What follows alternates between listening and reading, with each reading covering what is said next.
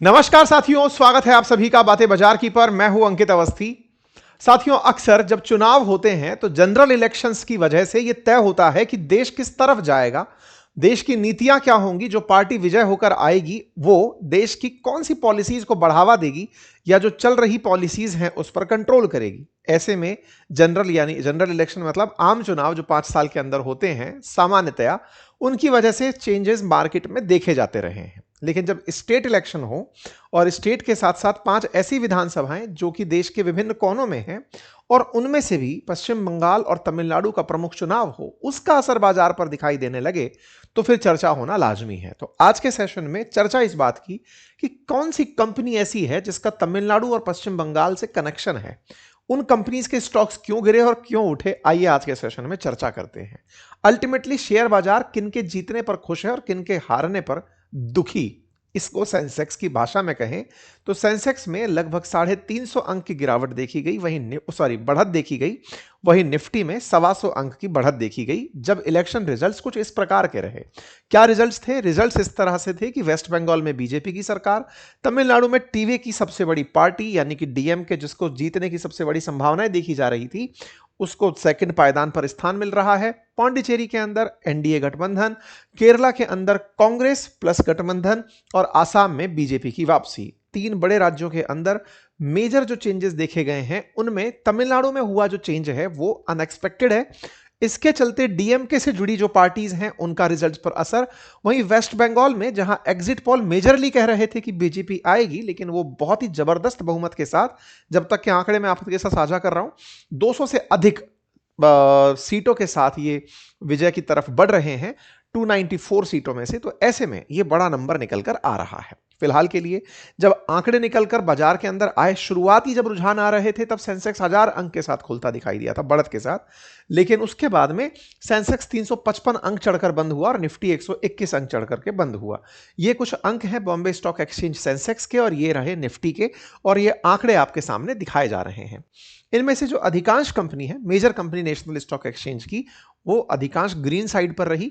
वहीं Bombay stock exchange का भी लगभग सेम सा ही हाल था, जहां पर 30 में से 20 शेयर तेजी के साथ चल रहे थे। अडानी पोर्ट 5.49% के साथ तेजी से रहा। Hindustan Unilever, Reliance, eternal Larsen turbo, Maruti, Bajaj Finserv, Bajaj finance, UltraTech cement, HDFC, इनमें भी 1% से ऊपर की बढ़त रही। वहीं भारतीय एयरटेल, कोटक महिंद्रा, टीसीएस, इनके अंदर गिरावट देखी गई। जब जनरल इलेक्शंस हुए हैं तब कुछ इस प्रकार के ट्रेंड देखे गए हैं। 2009 को छोड़ दिया जाए तो अधिकांश इलेक्शंस में पॉजिटिव साइड देखा जाता है चेंजेस को, या नेगेटिव साइड देखा जाता है।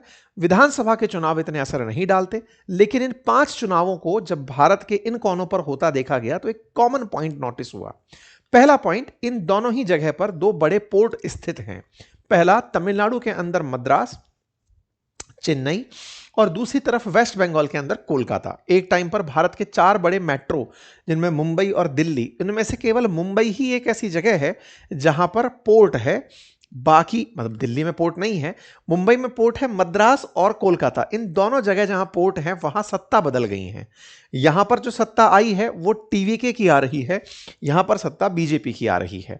ऐसे में स्टॉक्स में अडानी पोर्ट का बढ़ना रिलेटेबल दिखता है। तो आइए कुछ रिलेट करते हैं कि रिजल्ट्स का असर किस तरह से पार्टीज पर शामिल, मतलब कंपनियों पर शामिल होता दिख रहा है। देखते हैं। सबसे पहले इंफ्रास्ट्रक्चर और लॉजिस्टिक्स में अडानी पोर्ट का जो तेजपुर डीप सी प्रोजेक्ट है वो अब उम्मीद है कि तेज गति से चल पाएगा। निर्माण में अगर बात की जाए तो अल्ट्राटेक सीमेंट का और श्री सीमेंट का कई नीतिगत निर्णयों में अब लाभ होता दिख रहा है। पावर सेक्टर में भी सीईएससी लिमिटेड और केईसी इंटरनेशनल के बुनियादी आधुनिकीकरण का फायदा होगा, और रेलवे में भी जो टीटागढ़ रेलवे सिस्टम है और टैक्समोर जो है उसको केंद्रीय सहायता से अब फायदा होने की उम्मीद बनी है। ये बात कैसे पता चली? असल मायने में अभी 5 दिन पहले ही अमित मालवीय, जो बीजेपी के मीडिया प्रभारी हैं, सोशल मीडिया प्रभारी, उन्होंने अपनी जानकारी जो सोशल मीडिया पर ट्वीट में साझा की थी, उसमें ये बताया था कि किस तरह से बंगाल की नीतियों के चलते कंपनियों को नुकसान हुआ। हजारों की संख्या में 2011 से लेकर के अब तक बड़ी मात्रा में कंपनियां ऐसी हैं 25 तक जो छोड़ करके बंगाल दूसरे शहरों में चली गई या बंद हो गई। एमएसएमई का बहुत ज्यादा दोहन हुआ, नुकसान हुआ, यानी कि तरह तरह के नुकसान जो है हुए। तो वो एक पूरी पूरी फहरिस्त थी कि किस तरह से ममता बनर्जी की पॉलिसीज ने पश्चिम बंगाल में इंडस्ट्रियलाइजेशन को रोका। ऐसे में जब वो सत्ता हटेगी तो इसका असर कैसे प्रोडक्ट्स पर दिखेगा, चाहे आईटीसी हो, इमामी हो, विशाल मेगामार्ट हो, गोयनका हो, जो कि पश्चिम बंगाल से रिलेट करते हैं, जिनके मुख्यालय वहां पर हैं, जिनकी नीतियों में बंगाल की नीतियों का असर पड़ता है। इसलिए स्टॉक में इनके अंदर देखने को तेजी मिली। जैसे आईटीसी से ब्रिटानिया की अगर हम बात करें तो इन सभी के स्टॉक्स के अंदर वृद्धि देखी गई, और कुछ स्टॉक्स में जो शायद सपोर्ट सिस्टम से चलते होंगे, अब डायरेक्ट कहना तो गलत होगा, उनके स्टॉक्स में गिरावट देखी गई। जैसे विशाल मेगामार्ट जिसका जिसका ऑपरेशनल सबसे पहले काम कोलकाता से शुरू हुआ था, उसके स्टॉक्स में वृद्धि देखी गई। ब्रिटानिया जिसका काम कोलकाता से, मतलब हेड ऑफिस अभी भी इसका कोलकाता में है, इसके स्टॉक्स में वृद्धि देखी गई। टीटागढ़ रेल, इसका भी काम चूंकि कोलकाता में होता है तो इसका भी स्टॉक्स में वृद्धि देखी गई। सैनको गोल्ड, इसका भी काम कोलकाता से रिलेटेड है, इसके अंदर भी वृद्धि देखी गई। इमामी जिसका मुख्यालय भी यहीं पर है, इसके अंदर भी काम के अंदर वृद्धि देखी गई, स्टॉक्स के अंदर वृद्धि देखी गई। ऐसे ही गणेश कंज्यूमर्स जो आटा बनाते हैं, मतलब आटा पैकेजिंग, बेसन पैकेजिंग में काम करते हैं, उनके स्टॉक्स में भी वृद्धि देखी गई। सेम यही हाल श्री सीमेंट के साथ था। श्री सीमेंट जो कि कोलकाता में ऑपरेट, मतलब हेडक्वार्टर रखती है, ऑपरेट राजस्थान से करती है, उसके स्टॉक्स में भी वृद्धि देखी गई। टाटा कंज्यूमर, इसके अंदर भी वृद्धि देखी गई। वहीं गिरावट की अगर बात की जाए तो गिरावट के अंदर कंपनीज में वो कंपनीज जैसे आईटीसी लिमिटेड, क्योंकि टोबैको का मामला है, एवर रेडी इंडस्ट्रीज, इसके स्टॉक्स में गिरावट देखी गई। ग्रीन प्लाई इंडस्ट्रीज, इसके स्टॉक्स में गिरावट देखी गई। यही हाल अगर हम तमिलनाडु तक लेकर चलें तो विजय की सरकार, पहले तक ये सोचा जा रहा था कि डीएमके वापस सरकार बनाएगी, लेकिन एक्टर विजय वहां पर अब सरकार बनाते हुए दिख रहे हैं। ऐसे में डीएमके से जुड़ी हुई एक मीडिया कंपनी है जिसका नाम है सन टीवी, उस सन टीवी के स्टॉक्स औंधे मुंह गिरना शुरू हो गए। जैसे ही 620 से ओपन हुआ स्टॉक बहुत ही ज्यादा नीचे जाकर के गिरा, 580 से नीचे चल रहा था।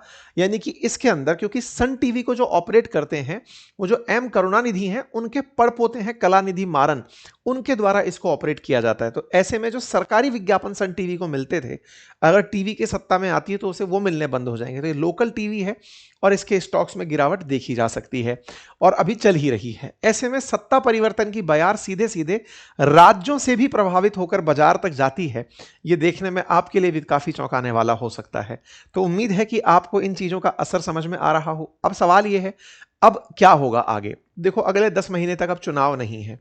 ऐसे में अब नेशनल और इंटरनेशनल मुद्दे बड़े मुद्दे बनेंगे।